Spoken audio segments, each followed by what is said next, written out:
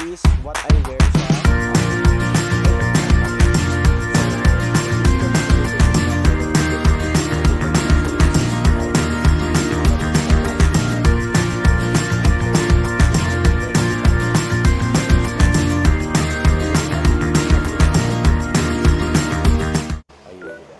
Hello guys! Welcome back to my YouTube channel. This is Cedric, your travel and lifestyle vlogger, giving you a list of travel itineraries. So by the way guys, for our content for today is that we're going to unbox our Japan Tokyo Nagoya shopping haul. So ano ba yung mga pinamili ko this past 10 days na nagstay kami sa Nagoya and then sa Tokyo. So I have a lot of things na kailangan i-discuss sa inyo since in effect pa naman yung tax-free sa mga over-the-counter. So hindi pa na-implement yung tax-free doon sa airport, like ipapresent nyo yung resibo. So siguro sa latter part na lang ng video natin i-discuss yun, but for now I'll show you kung ano mga pinamili ko sa Japan. So first thing is first, so GU, no? So hindi yan mawawala, but isa sa mga nilabas ko muna is yung parang sack bag nila. So this is GU, so same lang sila ng material noong sa ano nga ba to? Sa Uniqlo. So I have Uniqlo also. Kasi namili rin ako ng Uniqlo, pero kasi for Uniqlo guys, hindi ko na siya mapakita sa inyo because nagamit ko na siya yung heat tech. So sa ibang araw, we will discuss yung mga different kinds of heat tech. So may mga ano kasi yan hierarchy. So may warm, may extra warm, at saka super warm. So anyway, this is GU. Sa GU, wala silang heat tech. That's why I was able to purchase some things sa Uniqlo, and then I purchased some naman sa GU. So yun. So first is yung first shopping bag natin. So this is my shopping bag. So this one is the puff jacket. So if you're going to check my Facebook account and then Instagram, this is what I wear sa Mount Fuji. So this thing is very usable because even -7 kaya niya. Okay?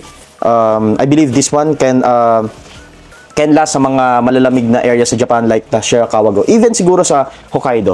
So pangalawa is yung brother ko kasi nag-i-intern na siya. So I promised to him that I'll be purchasing a long sleeve for him. So this is my gift para doon sa brother ko. So this one is a long sleeve from GU. And then followed by a simple ano lang naman, no? Simple polo for my dad. So this one is polo then from GU. So this is navy blue, no? And then this one also. So dahil pag pumapasok sa work, gusto ko comfy lang yung suot-suot ko. So bumili tayo ng slacks na easy wear. So this one is slack. Then madali lang siya suotin, tapos meron din siyang garterized din siya sa likod. So this is good purchase din natin sa GU. And then also I noticed that every time na mayroon kaming occasion sa office, most of the time I'm wearing corporate pants. So this one is a corporate pants, no? So very maganda yung ano nga ba to, no? Yung cutting niya, tapos yung tela as well. So aside from that, what unique about this pants is that this is a heat tech. So heat tech na siya. Okay? So very good purchase natin sa GU. So this is the first batch. And then the second one, hold on. Balik lang muna natin to para hindi magulo. Sorry guys. Second one will be this one. Alright? So usually my mom tends to wear yung mga maninipis lang na jacket. So, binilan ko siya ng ganito lang na jacket. Very simple lang. Sa GU ko rin ito nabili. And then, yung sister ko na nag-aaral ngayon, binilan ko siya ng ganito. So, for daily use. So, may mga occasion yung family namin, she can wear this one.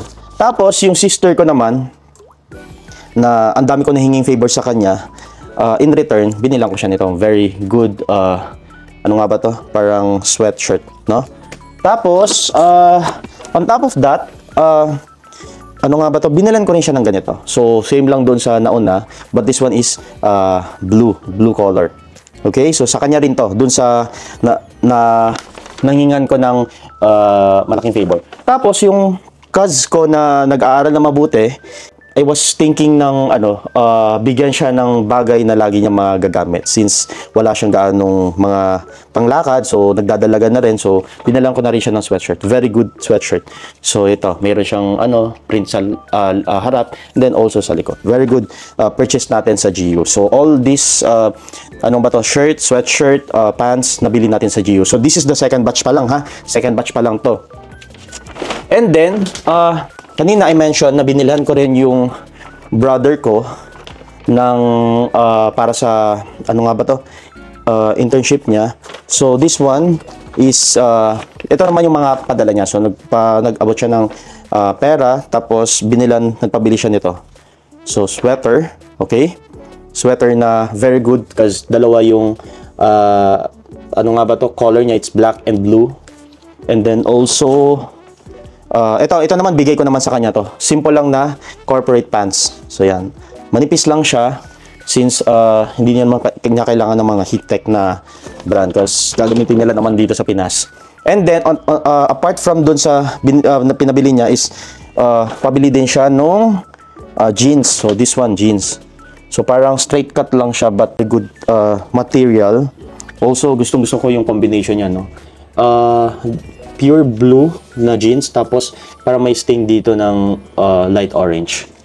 So I don't know tawag dito sa ganitong design. Let's see. So wala siyang description, guys. Anyway, very good item. So very good pants and then sweater. So these are my these are the GU na items na binili natin sa Japan. So ito, nabili natin to sa Nagoya. So Nagoya natin to nabili. Pero yung first na pinakita ko sa inyo, yung puff jacket, sa Tokyo natin yan nabili specifically sa may I'll correct myself. Sa sa may Nagoya station. So lahat pala to sa Nagoya. Pamili para natin sa Tokyo is yung unique lang natin na heat-tech. Okay, second, nung pabalik na kami, kinailangan kong bumili ng mga essential na pwede kong ibigay sa mga boss ko sa office. So ito, very good item siya. Bayer na UV sunscreen. So this one, nakamura tayo. So each nito, kapag bumili ka sa drugstore, it's 800.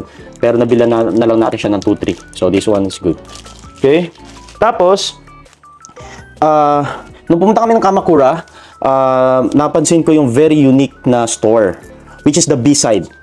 Don't forget this one, B-side label. Meron silang branch sa Shinjuku at saka sa may Harajuku. Tapos, what I like about this store is that yung mga stickers nila ay hindi lang basta sticker lang na These are UV ray and then water repellent stickers. So yeah. Kita nyo? Binigyan niya tayo ng very cute na sticker and then this one also. Okay? Since I have got tinanong nung nasa counter, binigyan niya rin ako ng ganito. Pero hindi ko alam kung sino yung black cat because I have black cats before but wala na sila sa amin na naibigay na namin sa mga friends of friends. Tapos I have other stickers pa. Look at these stickers. So this one is my latte. Yung cat ko na puti. So siya, Harry Potter. Then this one, yung reklamador na lagi natutulog na pusa ko is Six Sky Ginger. Okay? Kahit wala siyang white na kasi pure ginger kasi siya. So walang white na part sa tummy niya. Pero ganito siya. Chill lang siya lagi. Kain tulog. Tapos yung view ng Kamakura, which is I called dun sa area nung kumukuha ng picture sa vlog. Kamaru? Something like that. So kulang ng isang Anyway, tapos yung siyempre yung pinakagusto natin sa Japan is the ramen. So yan, very good item. For sure, I'll be back sa Japan. That's one thing. No, highly recommended in Japan. So these are very good item na nabili natin sa Japan. Don't forget visiting B-side. B-side, guys. Pwede nyo tong ilagay sa laptop nyo, sa car nyo, no? So very good item siya. UV rays and water repellent na yung mga stickers. So makikita nyo naman sa material, no? So on top of that, sa na pinamili natin sa Nagoya Castle, kailangan kasi namin ng mga remembrance sa mga cities na napupunta namin. So, kompleto na ako sa Starbucks. So, napansin ko yung Nagoya Castle. Very simple lang siya, yet very good na decoration sa bahay. So, this one. Nagoya Castle. Tapos, yung cousin ko na sobrang addict sa Pokemon, binilang ko siya ng mga Pokemon. So, this one, I've got from Nagoya Pokemon. Para siyang sticker. And then, you can put some notes inside. Tapos, also itong cards. So, yan. Mahilig din siya sa cards. So, Pokemon cards. Tapos, binilan ko rin siya sa Don Quixote. This one. So, ito, mapapansin nyo, I have Don Quixote here. Pero ito, hindi siya nakapack because hindi ko na-reach yung 5,500 for the tax-free. For you to be eligible sa tax-free, kailangan nyo ma-reach yung 5,500. Kapag hindi, then hindi ka pwede applyan ng tax-free. So, yun. Tapos, sa Nagoya Castle as well, nung bumili kami ng custard, which is I will show you, bumili tayo nito. Okay, here. Mga souvenir. So, this one, I really like this one because this is a parang samurai helmet, no? So, yan. Tapos, also this one, this is good Nagoya ref magnet. So, wala pa tayong ganon. Tapos, we have 3 Nagoya magnet as well. So these are good items. Okay?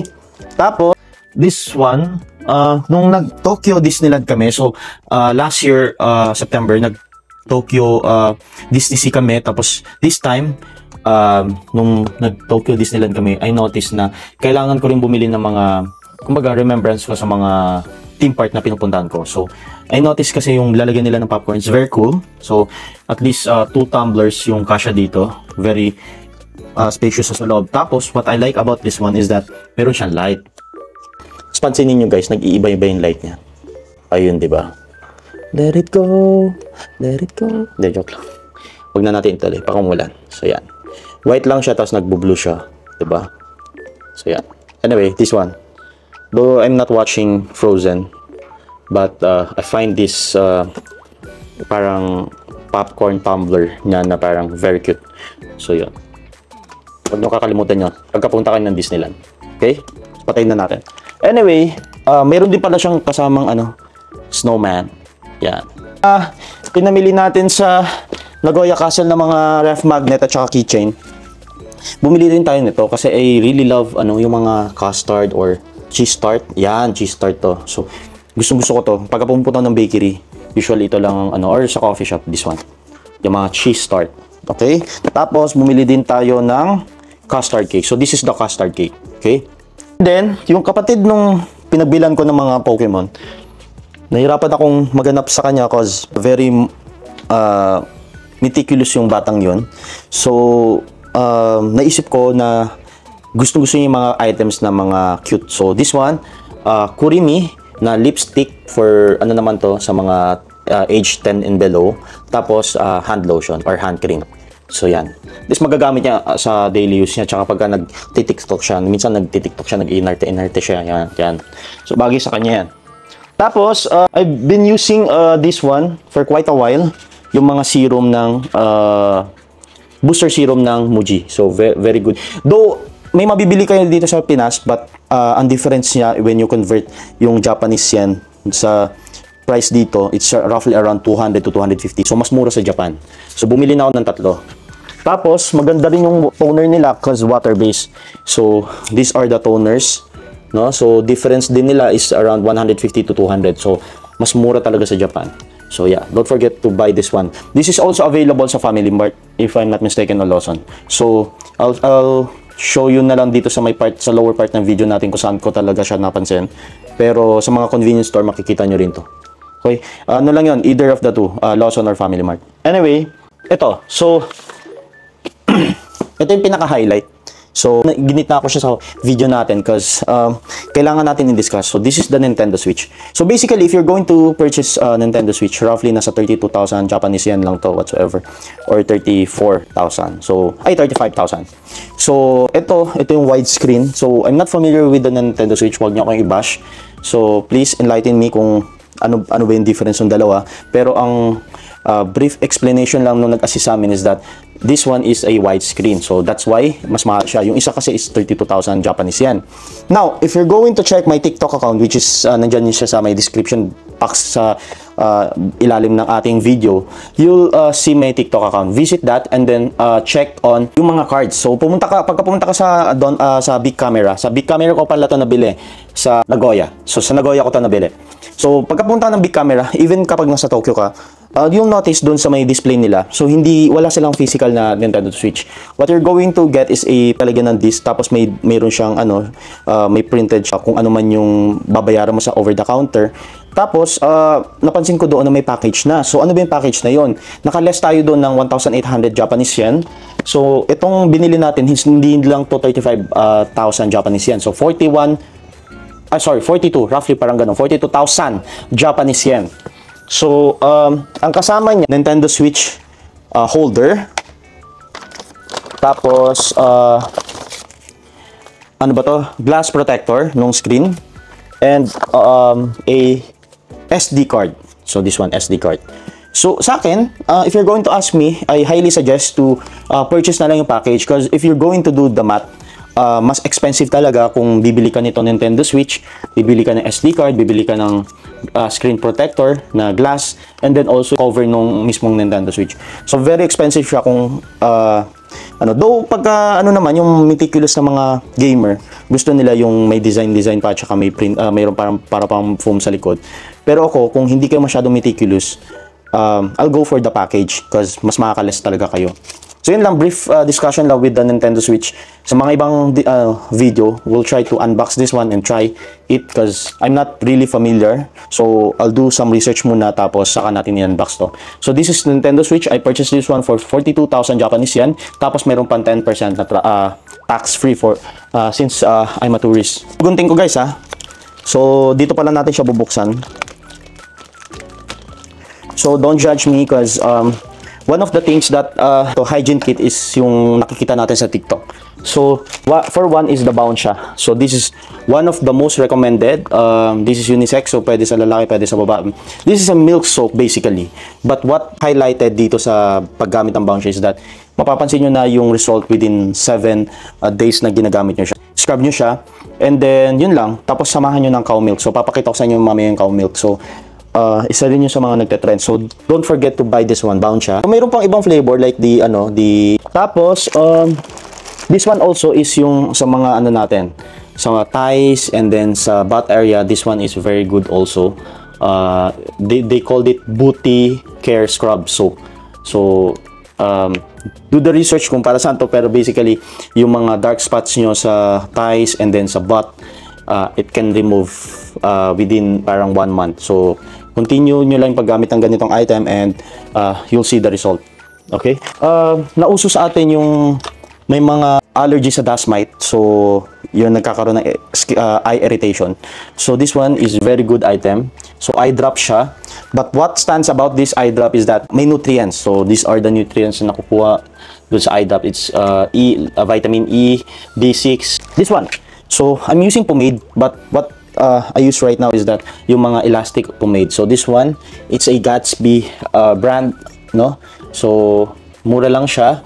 Tapos binili ko yung wavy. So para na ayos ko pa yung hair ko. So this one is good also. Tapos bumili din tayo ng seafood Nissan Cup. So nagpabili yung brother ko na yung nag-i-intern ngayon. So gusto niya i-try ito. Ano pa ba? So yun, basically tapos na tayo dito. So let's move on dun sa pangalawa. Okay, this one, I'll show you guys. This one, nabili naman natin to sa Sundrug. Apparently, mas mura pala sa mga drugstore compared to Don Quijote. Tapos mas malaki pa yung in-offer nila na discount compare sa Don Quijote. So ayun, Sundrug. Tapos I forgot this other shop. So open natin to. Sundrug to. So open natin to.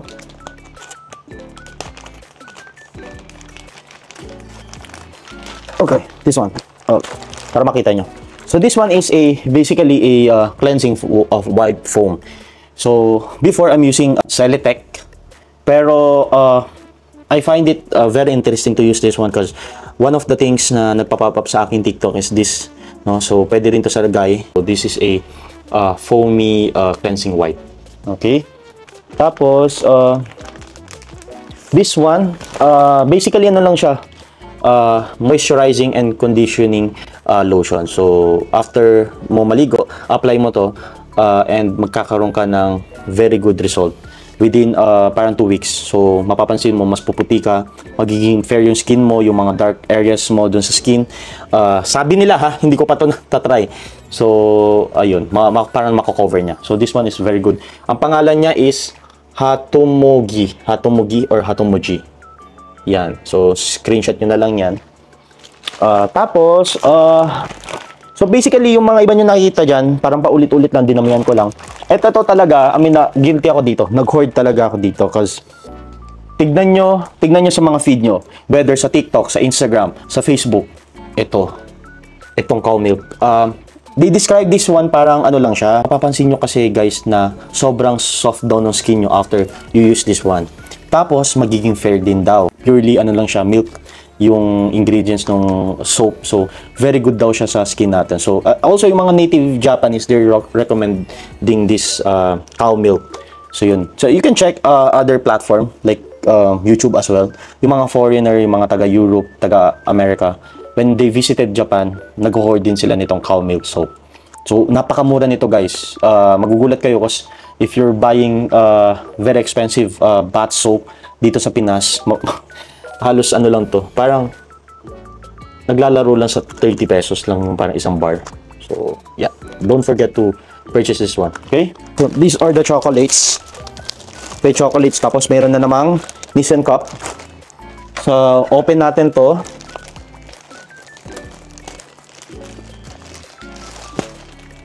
So here, so Nissan cup, na-discuss na natin to. So itatry din natin to kung may oras mamaya. Tapos same pa rin, KitKat for my workmate, employee, no? So I have business, so bibigyan natin din sila nito. Then also this other KitKats pa. So this one is dark chocolate. We also have parang matcha, no? Okay, tapos pamili rin tayo ng mga unique pasalubong. So this one is chocolate strawberry na nabili din natin sa drugstore, hindi Don Quixote. Tapos this one, parang if you're going to convert lang sa Philippine peso, parang nasa ano lang siya, 90 pesos ko lang siya nabili. Tapos also this one, parang siyang chocolate puff. Okay, and also this milk candy, very good din siya. And mga fruit candies. So we have origami's. So these are grape, tapos green grape. Okay. Bumili rin tayo ng almond for my parents. Okay, they love almonds. And another almond. So this one. Ayan. Basically yan lang yung mga pinamili natin sa mga natin. So this one pala bibigyan natin ito sa mga office mate ko. So malapit na tayo matapos. This one naman same as the other. So KitKat. So pakita ko na lang sa inyo yung mga variant flavor. So binili natin din to sa Sundrug located at Shinjuku. Sundrug located at Shibuya. So malapit lang to sa Shibuya crossing. Approximately tapat parang lang siya, 30 minutes away lang siya doon sa mismong crossing. Nakikita nyo siya, nasa tapat lang siya ng sa Shibuya's crossing. So yan, this one is Sundrug, inopen na natin. So yan as well, KitKat, strawberry, tapos matcha chocolate, original flavor na KitKat, and then we also purchase skincare. This one is sunscreen, no, na Bayer. So pinakita ko na sa inyo kanina, bibigay ko yun sa mga boss ko sa office. Tapos this one is, I'll try this one. Okay, tapos nagpabili rin yung boss ko nito. This one, Ichiran. So yan, And then, I guess we're all good na. Last na lang is this. So, these are the things na pinamili natin sa Narita. So, a brief discussion lang guys. If you're visiting Japan and unfortunately, you're visiting Japan for 4 days, sobrang gahol kayo, hindi na kayo nakapunta ng GU. Pero sana makapunta kayo ng GU because walang GU store. Meron naman Uniqlo store sa Narita, pero wala nga lang GU. So, ayun. Aside from GU, ang dami kumpleto sa third level ng departure area ng mga store. Onitsuka, other shoes, Nike, Adidas, duty free, no? And then may Royce chocolate din doon. So, ang pinamili natin doon is yung Royce. So, ito. Pakita ko sa inyo. Dito na lang siguro sa baba. So, these are chocolate bar na Royce from Hokkaido. Okay? So, these are, yung mga red one is a milk chocolate. Pakita ko na lang para mas comfortable. Milk chocolate. Okay? Tapos, almond. So, mayroon pang ibang flavor like the dark chocolate, pero binili ko is yung almond because I love almonds. So, yun. Yung other chocolates, almond din. And then, bumili rin tayo ng yung nagte-trend ngayon na Royce potato chip. So, basically, potato chip siya pero coated siya ng chocolate. So, this one is dark chocolate. Ay, hindi tayo nakabili. Hindi tayo nakabili nung white chocolate. So, this one is dark chocolate. Anyway, sabi nga nila, if may hindi ka nabili, that's the sign na makakabalik ka or babalik ka dun sa place na pinuntahan mo. So, yun. Next time, we'll try the white chocolate na Royce. So, yan. So, ito. Ganito karami yung binili kong chocolate bar sa Royce. Sa Narita. So guys, yun lang. So sa mga hindi pa nagsusubscribe sa akin dito sa YouTube, you can subscribe to my YouTube channel if you like my content. And I have also a TikTok account which is visible dyan sa description box dito sa aking video. And I have also sad travel vlogs sa Instagram and also sa Facebook. So don't forget to follow me on my social media platform for you to get update kung ano ba yung mga recent happenings around sa sa community ng mga travelers. Tapos whether first time mo travel or nag-travel ka na before, we will keep you posted sa mga nalalaman natin. Okay, so yeah, that's all for today guys, and see you on my next content vlog regarding Japan. Please guys, I need your support, and thank you for watching and have a great day guys. Bye-bye.